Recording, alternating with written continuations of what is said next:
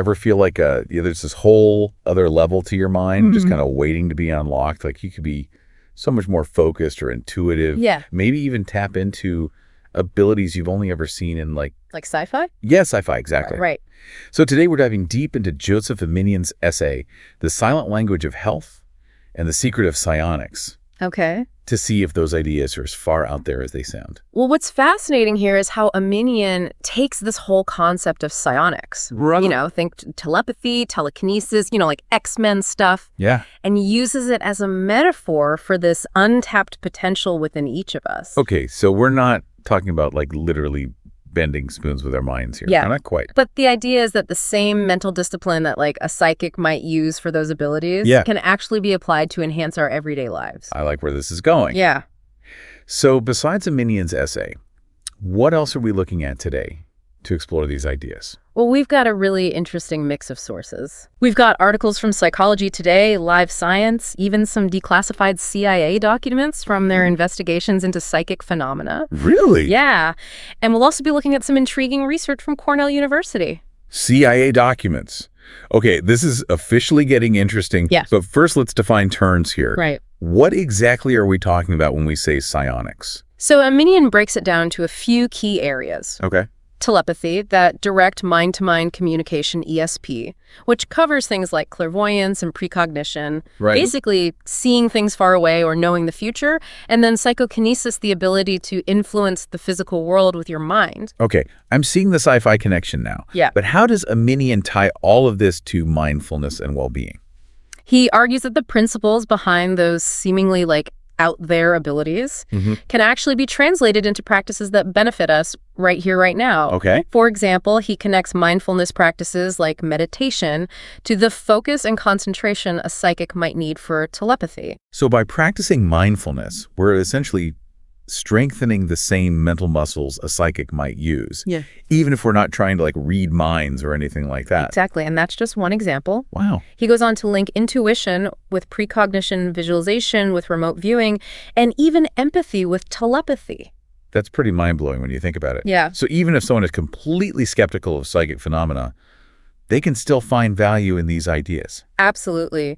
Aminian is essentially saying that by cultivating mindfulness and exploring these psionic principles, we can tap into a deeper level of awareness, focus, and even potential that we might not have realized we had. Okay, I'm definitely intrigued.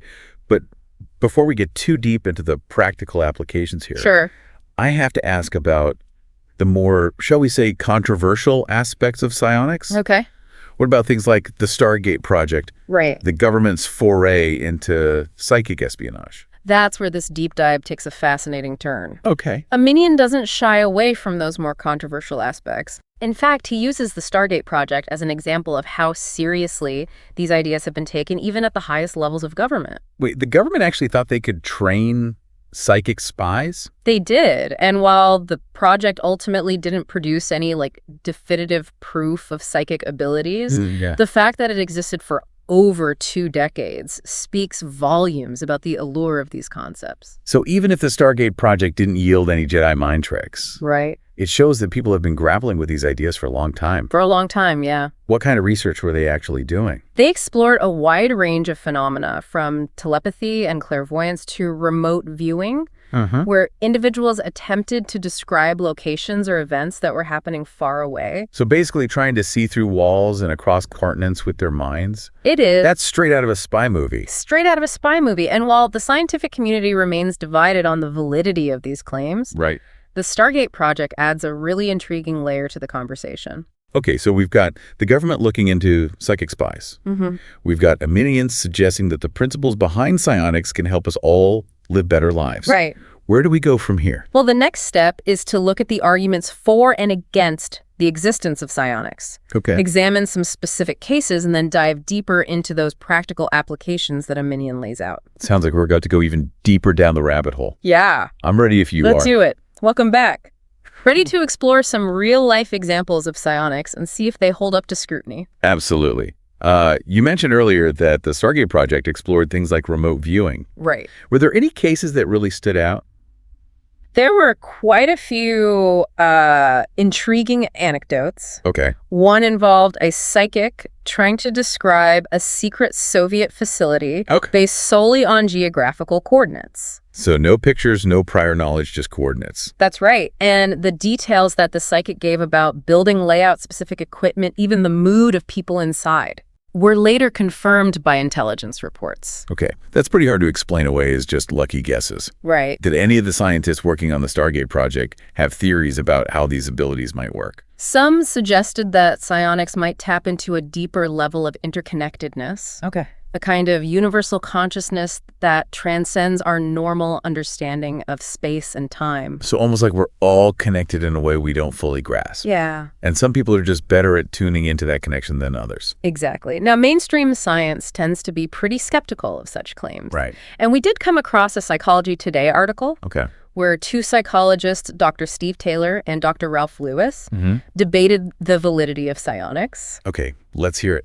What were their arguments? Well, Dr. Taylor, who believes that the evidence for psionics is compelling, argued that traditional science is too focused on what's measurable and observable, that it might be missing something fundamental about consciousness and its potential. So he's saying that just because we can't explain something with our current scientific models, right, doesn't mean it doesn't exist. Right. He even brought up examples like quantum entanglement, where particles seem to be connected across vast distances, suggesting that our understanding of reality might be far from complete.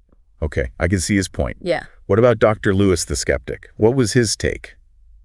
Dr. Lewis argued that extraordinary claims require extraordinary evidence. Okay.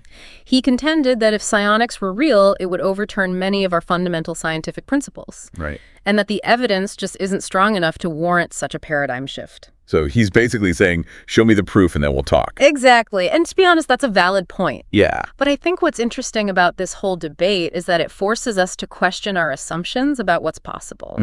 And to be open to the idea that there might be more to the universe than we currently understand. That's a great perspective. But for those of us who aren't scientists or psychics, what's the takeaway here? How can we apply these concepts to our own lives? That's where Aminian's approach really shines.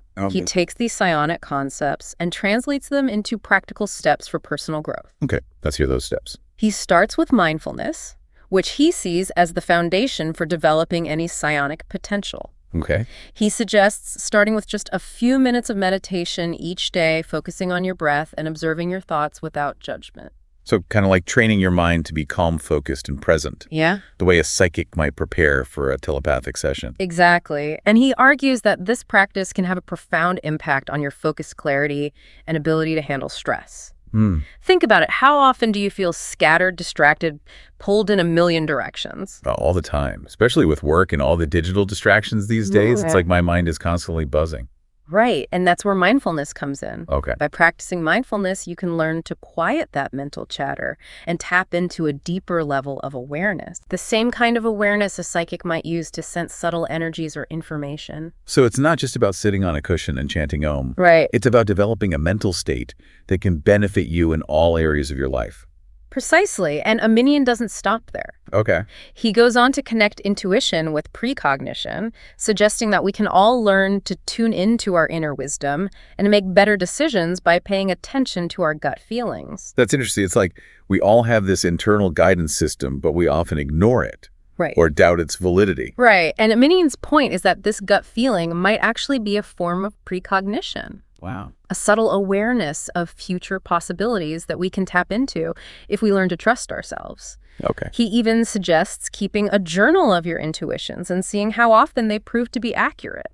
So it's about paying attention to those subtle nudges, those flashes of insight, and seeing if they lead us in the right direction. Exactly. And as you start to pay attention to your intuition, you might find that it becomes stronger and more reliable, guiding you towards better choices and opportunities. Okay, I'm starting to see how these seemingly far-fetched ideas can actually be quite practical and empowering. Yeah. What about visualization? How does Aminian connect that to psionics? He links visualization to the concept of remote viewing, that ability to perceive places or events beyond the reach of our normal senses. He suggests practicing visualization techniques where you vividly imagine yourself achieving a goal or overcoming a challenge. So it's like creating a mental blueprint for success, a way of programming your subconscious mind to work towards your desired outcome. Exactly. And there's actually a lot of scientific research supporting the power of visualization, especially in fields like sport psychology, where athletes use mental imagery to improve their performance. That makes sense. If you can see yourself winning the race in your mind, maybe it makes it more likely to happen in reality. Right. And Aminian argues that this same principle can be applied to any area of life. Whether you're trying to land a new job, improve your relationships, or simply manage stress, visualization can be a powerful tool for shaping your reality. Okay, I'm sold on visualization. What about empathy? Okay. How does that fit into the picture? Aminian connects empathy to the concept of telepathy, that mind-to-mind connection. Okay. He argues that by cultivating empathy, we can strengthen our relationships and create a more harmonious and compassionate world. So it's not just about reading minds. It's about understanding and connecting with other hearts and minds. Exactly. It's about stepping outside of our own limited perspectives and trying to see the world through the eyes of others. Yeah. And in a world that often feels increasingly divided and polarized, empathy might be the most psionic and most essential ability we can cultivate. That's a beautiful way to put it. So we've covered mindfulness, intuition, visualization, and empathy. Right. Are there any other psionic principles that Aminian suggests we explore? So we've covered a lot of ground in this deep dive. We've explored the history of psionics, the scientific debates surrounding it, even some practical ways we can apply these concepts to our own lives. But before we wrap up, I think it's important to address the elephant in the room, the ethical considerations. You're absolutely right. With any powerful tool or ability, there's always the potential for misuse. And psionics, if it does exist, would be no exception. Exactly. Yeah. We've all seen those sci-fi movies where people use mind control for nefarious purposes. Right. It's a scary thought. But is it something we should be genuinely concerned about? I think it's wise to be aware of the potential risks. Okay. Aminian himself acknowledges this in his essay. He points out that there were rumors of the Soviet Union exploring the use of psionics for things like manipulating behavior or even influencing political decisions. That's unsettling, but those were just rumors, right? Yeah. Nothing concrete. Right, but it raises some important questions. Okay. If these abilities could be harnessed for control or manipulation, how do we safeguard against that? How do we ensure that psionics is used ethically and responsibly? Those are big questions. Yeah. Do we have any answers? I think the first step is open and honest dialogue. Okay. We need to be having these conversations now, exploring the potential pitfalls and developing ethical guidelines for the exploration and development of psionics. So kind of like how we've created regulations and treaties around nuclear weapons to prevent them from falling into the wrong hands. Exactly. It's about being proactive, not reactive. Okay. And it's not just about preventing misuse on like a global scale. Right. We also need to consider the potential impact of psionics on our personal lives and relationships. What do you mean? Well, imagine a world where people can read each other's minds, even unintentionally. What would that do to our sense of privacy? Oh, wow. To our ability to trust? That's a really interesting point. It would definitely change the dynamics of relationships, that's for sure. It would, and it raises all sorts of ethical dilemmas. For example, if someone could sense your thoughts or feelings without your consent. Right. Would that be a violation of your privacy? It would definitely feel like a violation to me. Right. It's almost like we'd need to develop a whole new set of social norms and etiquette for a world where psionics is commonplace. Exactly. It would be a whole new paradigm, and navigating those ethical complexities would be essential. Okay, so there's a lot to consider here, both on a personal and a global scale. Right. But let's not forget that Aminian's approach to psionics is ultimately about self-improvement. Right. About unlocking our own potential. Absolutely. And I think that's where the real hope lies. Okay. If we can approach these abilities with a mindset of mindfulness, compassion, and ethical awareness, then perhaps we can mitigate those risks and harness the power of psionics for good. So it's not about becoming like psychic superheroes. Right. It's about becoming better, more evolved versions of ourselves. Exactly. It's about cultivating those qualities that would make us worthy stewards of these extraordinary abilities. I like that it's a hopeful message, a reminder that ultimately the power lies within us to shape the future of psionics if and when it becomes a reality. And perhaps by focusing on those positive aspects, by nurturing our own inner growth and potential, we can help create a world where psionics is a force for good, not a source of fear or division. That's a beautiful thought. So as we conclude this deep dive, what's the final message we want to leave our listeners with? I think it's this. The human mind is a vast and mysterious landscape full of untapped potential. Whether or not psionics turns out to be real in the literal sense, the journey of exploring our own minds, cultivating mindfulness, and developing our innate abilities is a worthwhile endeavor. Beautifully said. And who knows, maybe along the way we'll discover that we're capable of far more than we ever imagined. Exactly. The journey of self-discovery is never-ending. And on that note, we'll leave you to ponder the possibilities. Thanks for joining us on this deep dive into the fascinating world of mindfulness and psionics.